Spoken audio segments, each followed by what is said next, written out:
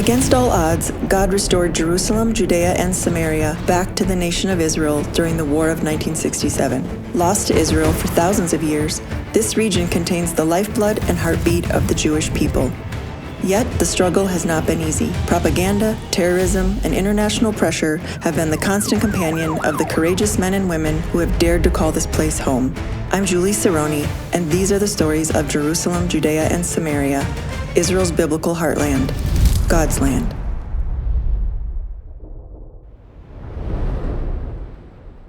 You know, Tommy, Hayovel's not a new organization. You've been here for nearly 2 decades, and you have such a great reputation in Israel. What do you attribute that to?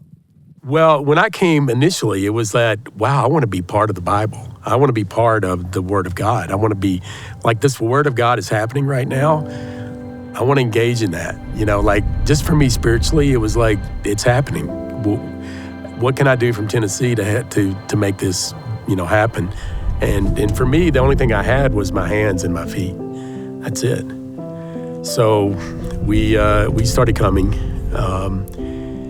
We told some friends. We ended up selling our farm in Tennessee, and we jumped. We just jumped. Rabbi Malamed saw Hayovel as a road to the house of prayer for all nations.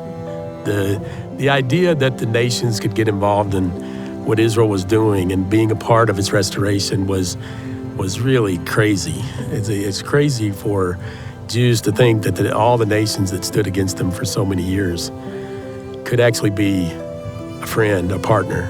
But I remember being at midnight in Rabbi Malamed's office, and he pulled off his shelf, this big book of Isaiah. And he's opening it up, and he's looking at the Isaiah 61, and he's reading the prophecy of foreigners coming and being bond dressers.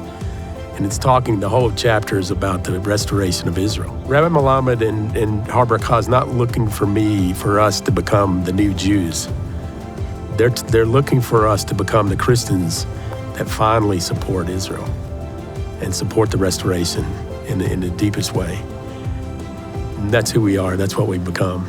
And I think that we're looking for those other leaders who can bring other people who have the courage to preach it. We don't have to come here bringing M16s to fight a war. We just have to come and stand with the Jewish people.